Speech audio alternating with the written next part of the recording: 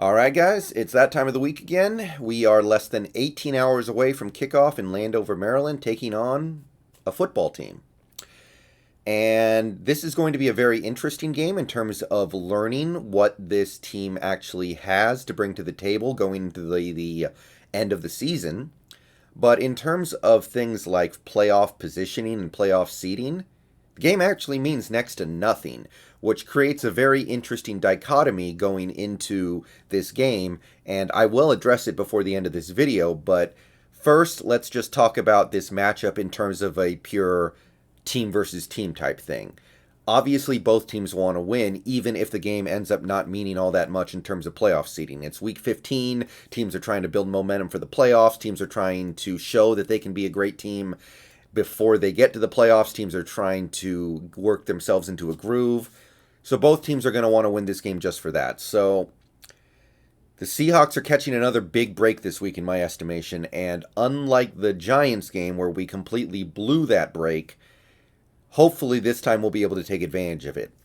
The Washington football team is down Alex Smith, their best QB. Antonio Gibson, unlikely to play, best running back and one of the best rookies in football.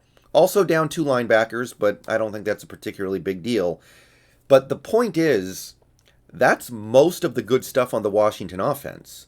Alex Smith being a careful, cautious game manager, checking the ball down a lot, not turning it over. Antonio Gibson running really well out of the backfield for them. That was most of the good stuff on their offense. They still have Terry McLaurin, but the question is, how much is Terry McLaurin really going to help you if you don't have a QB who can get him the ball with some degree of accuracy?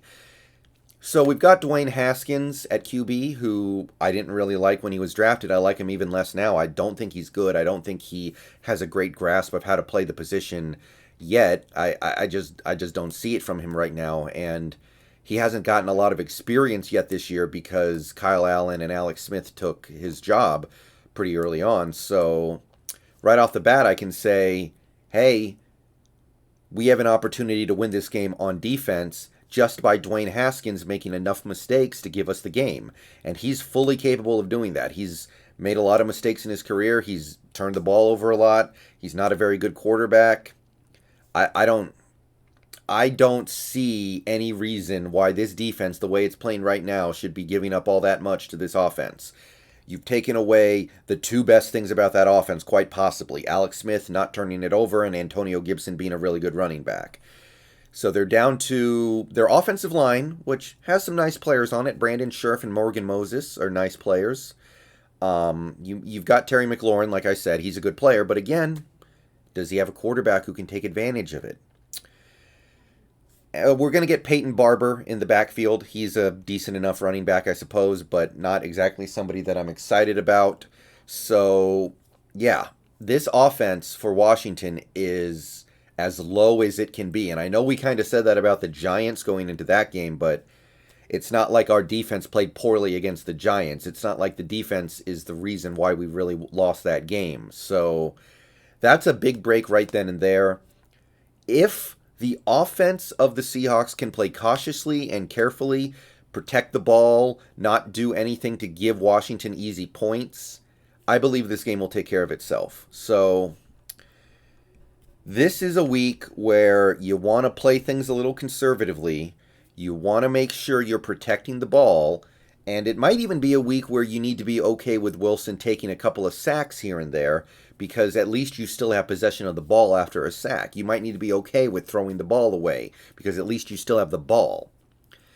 If we can avoid turnovers in this game, then I believe that we will take care of ourselves through forcing turnovers from Dwayne Haskins, because I believe he has a few in him. Now, that's not to say that avoiding turnovers against Washington will be easy, because I'm not thinking we can run a water boy offense against this team. We are going to have to do something on offense at some point. So I want to see a focus on the rushing game, the running game, which, by the way, Rashad Penny is back this week, so that should be a shot in the arm, even if it's a little one. Carson looks like he's 100%. Carlos Hyde is as close to 100% as we can realistically expect him to be. So we have our running backs. We have most of our offensive line. We don't know about Brandon Shell yet. I'm not super optimistic about him. If we don't have him, that's obviously a blow. But we should have Mike Upati for at least some of this game. So the opportunity should be there for us to run the ball on this Washington team because, look, I can't take anything away from that Washington front. Jonathan Allen, Montez Sweat, Chase Young, and Deron Payne. That's some blue chip talent they got up front. And I didn't even mention Ryan Kerrigan because he doesn't play that much in some of these games. But Ryan Kerrigan's pretty good too. I can't take nothing away from that front. And because of that front, they have the best pass defense in the NFL, quite possibly. They get after QBs. They force them to make bad throws and bad decisions. They get them on the ground. It's going to be tough to deal with, especially if we don't have Brandon Shell. Look for a lot of max protect. Look for a lot of short, quick passes, kind of like what we saw against the Jets. One thing we did against the Jets that I think was very significant and hopefully meaningful going forward is that we had a lot of plays where we just quickly got the ball out of our hands to Lockett or Metcalf for 5-yard routes, and they were able to turn those plays into bigger plays with yards after the catch. This is another game where you might want to see something like that. Get the ball out of your hands quickly, get the ball to somebody like DK Metcalf who can break tackles and make people miss after the catch, and get your big plays that way. Don't expect to have 5 to 6 seconds in the pocket to make a big play down the field every time. It's just tough against this front. But even though I do want to see us not completely get away from the passing game, which, obviously this team is built to be a pass-first team, we do need to run the ball a lot against this particular matchup. This is going to be one of those matchups where I say, let's feed it to Carson, let's feed it to Hyde, maybe Penny a little bit. If we have to punt a bunch, let's punt a bunch. If we have to kick field goals, we'll kick field goals. And count on the defense, which has been playing really well lately, and is playing a crippled, not very good offense, to do enough to put you in enough good positions to go win the game. And that to me is basically the game plan. It's not a game plan I would usually advocate for with this team because even though the defense is playing better lately, I still don't totally trust them. But with Jamarco Jones Jamarco Jones is out and Brandon Shell may be out. I don't want to put players in harm's way. I don't want to put this offense in a position where they feel like they have to go win the game and make a bunch of plays. It's not going to end well for these guys. So what I'm going to say about this one, it's pretty simple. Play conservative on offense. Let's punt a bunch if that ends up being what we need to do. Let's go for short, quick passes. Let's run the ball a bunch and hope that Dwayne Haskins makes a couple mistakes because I think this game may end up being close at the end just because Washington does have a really good front. But if we control the game and don't let anything go crazy and get out of control, I think we will be the ones on top at the end because we won the turnover battle. So that's what I'm expecting from this one. The last thing I want to go over in this game is the simple fact that, like I said earlier, this game doesn't mean all that much to these Seahawks. And look, I want to win. I want to win to build momentum. I want to win to make progress from last year's regular season. I don't want to go 11-5 again after going 11-5 last year. I want to be moving in a positive direction. However, this game really means very little for the Seahawks unless Green Bay loses later today or the Saints lose a couple games. It's very unlikely this game will mean anything for the Seahawks' playoff chances. This game is not going to move us off the 3 seed or 6 seed or whatever. So it is very likely this game doesn't affect the Seahawks' final playoff standings whatsoever. It's all going to come down to the Rams and Niners.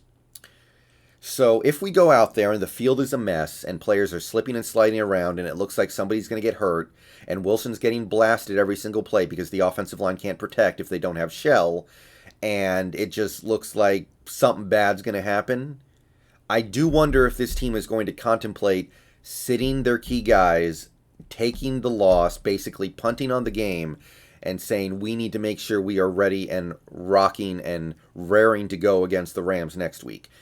You guys may remember a few years ago we played a somewhat similar game against Jacksonville, and we wanted to win that game for obvious reasons. But we went to Jacksonville, we sustained a couple of key injuries on our defense, and we lost that game. and we were undermanned for the next week against the Rams. And that game decided the division. Now, I'm not going to say we would have beaten the Rams with our defensive players because we lost that game by 5 touchdowns. But it kind of makes me think of that in, yeah, you want to win. But do you want to put everything at risk to win a game when you know it's not going to affect your season prospects all that much? So keep an eye out for how things are going in the first quarter or so. And if Wilson's getting blasted, if players are falling down on their face all over FedEx Field, if things just look ugly, I might start advocating for a punt. Take the L, whatever. It doesn't affect us. It doesn't really affect Washington. Just something to think about. But I'm going to go ahead and get out of here. Peace out. Go Hawks. I feel pretty good about this game now that we're facing Dwayne Haskins and Peyton Barber in the Washington backfield. But I'm also aware of how that Washington front four can absolutely wreck a game plan. So, peace out, Go Hawks. It's my birthday today, by the way, so hopefully the team can give me a birthday present tomorrow with a win, even if the win ends up not meaning all that much. All right, peace out, Go Hawks.